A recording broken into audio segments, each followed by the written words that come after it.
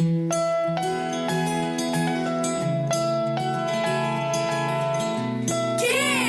Ask Dr. Fantastic! Hi there, I'm Dr. Eileen Kennedy Moore, also known as Dr. Fantastic. I'm an author and clinical psychologist based in Princeton, New Jersey. Here's today's question.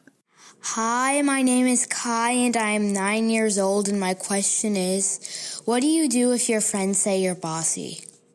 Hi, Kai. Thanks for your question. My guess is that you have a lot of qualities of a great leader. I bet you have good ideas, a lot of energy, and you're probably good at communicating what you want, what your vision is.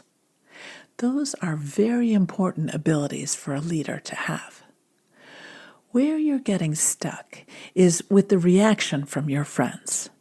We need to figure that part out because even though you have good ideas and you're putting them out there, your friends aren't responding positively.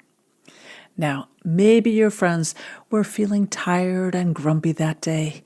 If that's the case, you can just step over that rough spot. I'm sure it bothered you to be called bossy, but if it was just one bad moment, let it go. On the other hand, if you've heard the word bossy tossed at you by more than one friend or on more than one day, it might be useful to think about how you're communicating your good ideas so you can make it easier for your friends to hear them.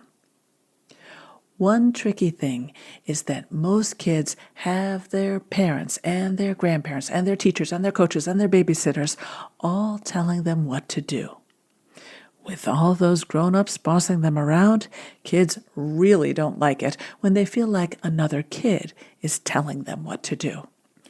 A good leader doesn't just give out orders. A good leader also knows how to listen, ask questions, and get input from others. A good leader notices the positive and makes sure that everyone in the group feels like they matter. A good leader thinks about we, not just I. So if you have an idea, you could ask rather than tell. Maybe say something like, how about if we, or what do you think about, instead of you have to, or you're wrong. And if someone calls you bossy, maybe that could be your signal to ask, what would you like to do? Listen carefully to the response.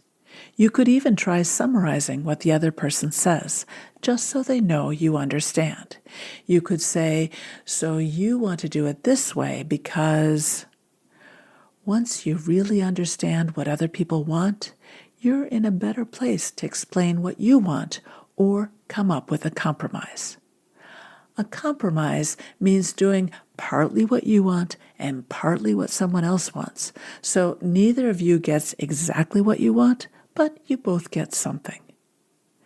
And sometimes, not always, but sometimes, you might even choose to give in and do what the other person wants, even though your idea is better, just because you care about them. We all want to do things our way. But including other people's ideas can sometimes make things even better, or at least more fun. This has been Kids Ask Dr. Fantastic. If you have a question about making and keeping friends that you'd like me to answer, go to drfriendtastic.com. That's drfriendtastic.com, and click on the podcast tab to see how to submit your question. And be sure to check out my books for kids about friendship.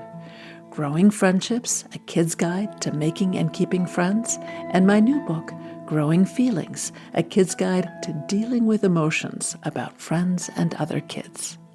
They're available through your library or wherever you buy books.